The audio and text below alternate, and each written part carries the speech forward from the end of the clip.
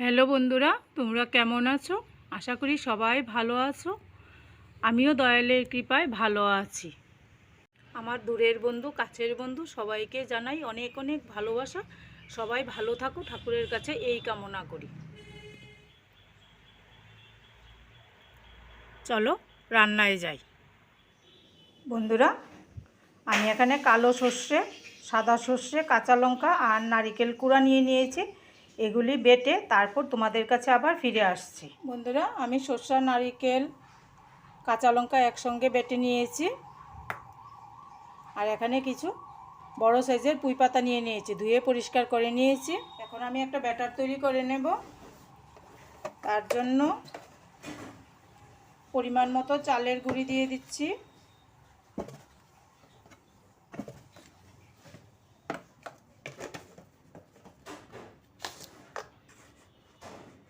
সঙ্গে বেসন,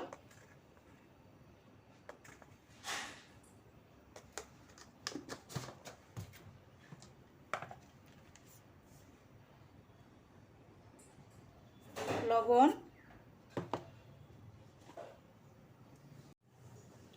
হলুদ পাউডার,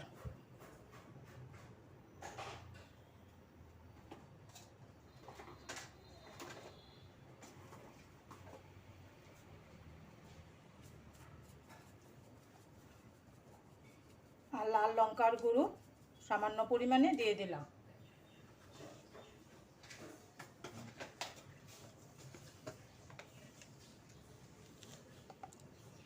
ভাজা মশলা।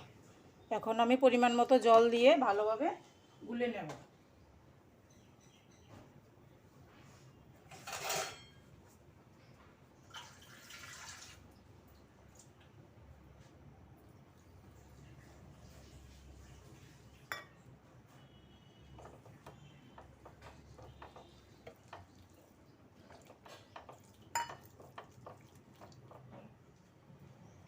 সরষে বাটার মধ্যে হলুদ গুঁড়ো,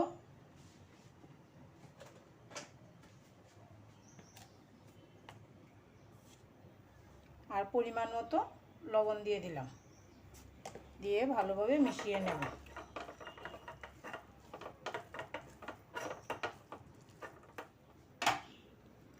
আমি একটা পুঁই পাতা নিয়ে নিলাম, তার মধ্যে সরষে বাটা দিলাম, দিয়ে ভাজ করে নেব।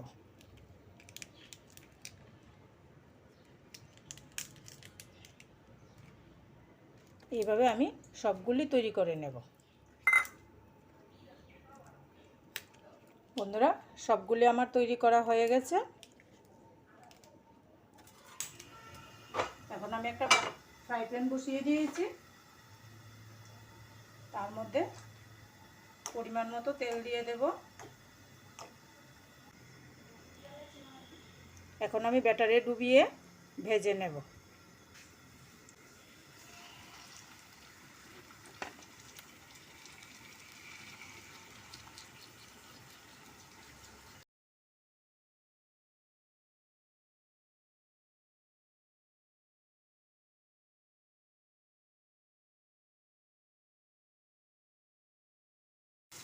আমার বড়দেরকে জানাই প্রণাম, ছোটদেরকে জানাই অনেক অনেক ভালোবাসা। আমার দূরের বন্ধু, কাছের বন্ধু সবাইকে জানাই অনেক অনেক ভালোবাসা। সবার জন্য সুস্থ জীবন কামনা করি ঠাকুরের কাছে।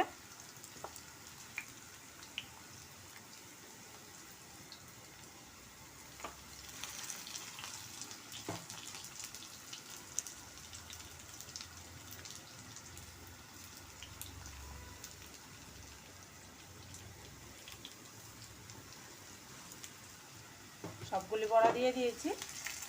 এখন চুলার আঁচটা কমিয়ে লাল লাল করে ভেজে নেব।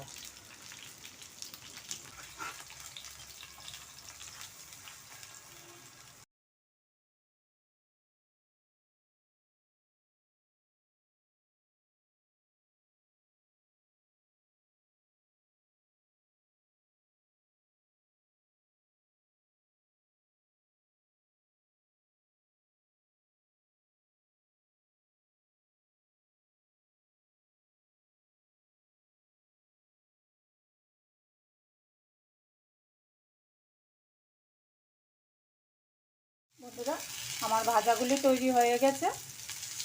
তোমরাও বাড়িতে এইভাবে বানাবে, খাবে, আমাকে কমেন্ট করে জানাবে তোমাদের কেমন লাগলো আমার রান্না। তোমাদের কমেন্ট করতে আমার খুব ভালো লাগে। আর বন্ধুরা প্লিজ সবাই একটা লাইক করে ভিডিওটা দেখো। তোমাদের একটা লাইক আমাকে অনেক দূর নিয়ে যেতে সাহায্য করবে। সবাই ভালো থাকো, ঠাকুরের কাছে এই কামনা করি। জয় গুরু।